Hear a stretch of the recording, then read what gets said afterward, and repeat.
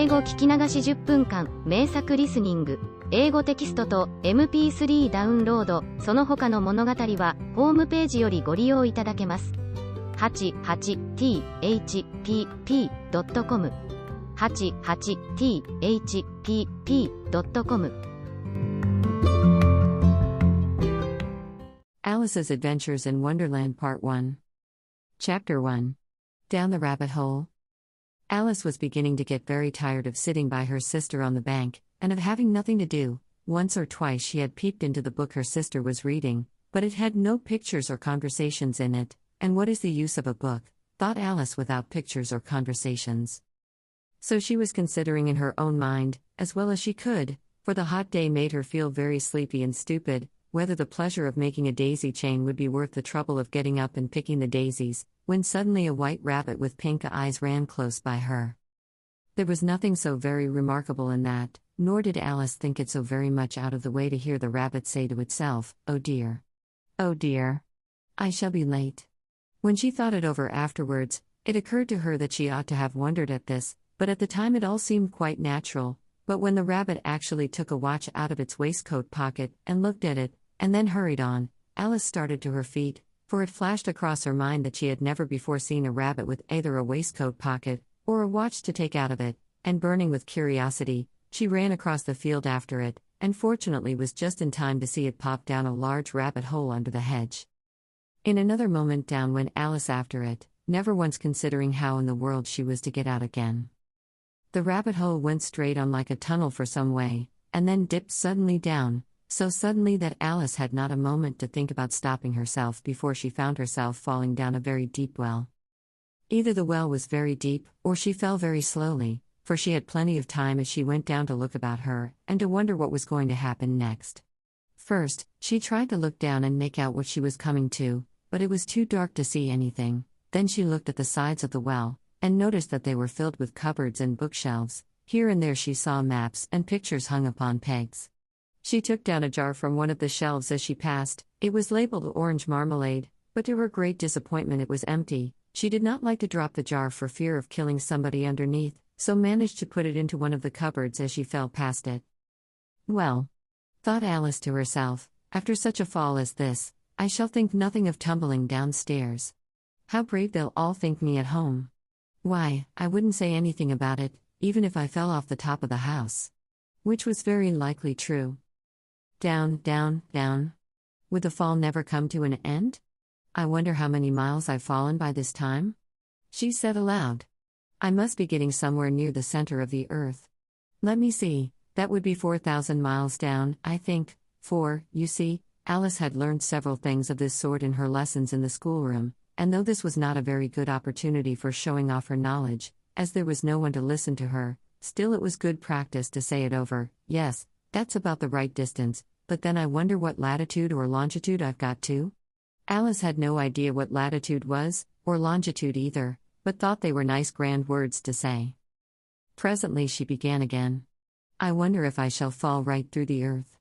How funny it'll seem to come out among the people that walk with their heads downward. The antipathies, I think." She was rather glad there was no one listening, this time, as it didn't sound at all the right word, "but I shall have to ask them what the name of the country is, you know. Please, ma'am, is this New Zealand or Australia?" And she tried to curtsy as she spoke. Fancy curtsying as you're falling through the air. "Do you think you could manage it? And what an ignorant little girl she'll think me for asking. No, it'll never do to ask, perhaps I shall see it written up somewhere." Down, down, down. There was nothing else to do, so Alice soon began talking again.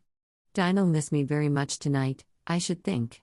Dinah was the cat. "I hope they'll remember her saucer of milk at tea time. Dinah, my dear. I wish you were down here with me. There are no mice in the air, I'm afraid, but you might catch a bat, and that's very like a mouse, you know. But do cats eat bats, I wonder?" And here Alice began to get rather sleepy, and went on saying to herself, in a dreamy sort of way, "Do cats eat bats? Do cats eat bats? And sometimes do bats eat cats?" For, you see, as she couldn't answer either question, it didn't much matter which way she put it. She felt that she was dozing off, and had just begun to dream that she was walking hand in hand with Dinah and saying to her very earnestly, "Now, Dinah, tell me the truth, "Did you ever eat a bat?" When suddenly, thump, thump, down she came upon a heap of sticks and dry leaves, and the fall was over. Alice was not a bit hurt, and she jumped up onto her feet in a moment. She looked up, but it was all dark overhead. Before her was another long passage, and the White Rabbit was still in sight, hurrying down it. There was not a moment to be lost. Away went Alice like the wind, and was just in time to hear it say, as it turned a corner, "Oh my ears and whiskers, how late it's getting." She was close behind it when she turned the corner, but the rabbit was no longer to be seen. She found herself in a long, low hall, which was lit up by a row of lamps hanging from the roof. There were doors all round the hall, but they were all locked, and when Alice had been all the way down one side and up the other, trying every door, she walked sadly down the middle, wondering how she was ever to get out again. Suddenly she came upon a little three-legged table, all made of solid glass. There was nothing on it except a tiny golden key, and Alice's first thought was that it might belong to one of the doors of the hall, but, alas! Either the locks were too large, or the key was too small, but at any rate it would not open any of them. However, on the second time round, she came upon a low curtain she had not noticed before, and behind it was a little door about 15 inches high. She tried the little golden key in the lock, and to her great delight it fitted. Alice opened the door and found that it led into a small passage, not much larger than a rat hole. She knelt down and looked along the passage into the loveliest garden you ever saw. How she longed to get out of that dark hall and wander about among those beds of bright flowers and those cool fountains, but she could not even get her head through the doorway, and even if my head would go through, thought poor Alice, it would be of very little use without my shoulders. Oh, how I wish I could shut up like a telescope. I think I could, if I only knew how to begin. For, you see, so many out-of-the-way things had happened lately, that Alice had begun to think that very few things indeed were really impossible.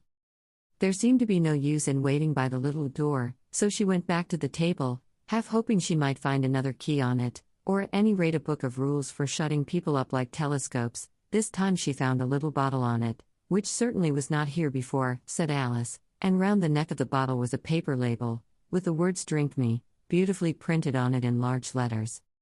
It was all very well to say "Drink me," but the wise little Alice was not going to do that in a hurry. "No, I'll look first," she said, "and see whether it's marked poison or not," for she had read several nice little histories about children who had got burnt, and eaten up by wild beasts, and other unpleasant things, all because they would not remember the simple rules their friends had taught them, such as, that a red-hot poker will burn you if you hold it too long, and that if you cut your finger very deeply with a knife, it usually bleeds, and she had never forgotten that, if you drink much from a bottle marked poison, it is almost certain to disagree with you, sooner or later. However, this bottle was not marked poison, so Alice ventured to taste it, and finding it very nice, it had, in fact, a sort of mixed flavor of cherry tart, custard, pineapple, roast turkey, toffee, and hot buttered toast. She very soon finished it off. "What a curious feeling," said Alice. "I must be shutting up like a telescope."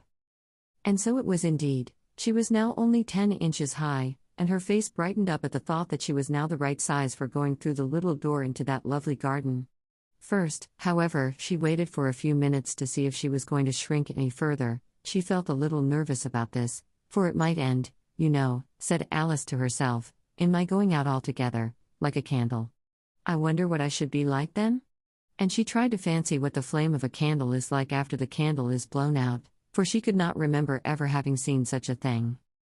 After a while, finding that nothing more happened, she decided on going into the garden at once, but, alas for poor Alice.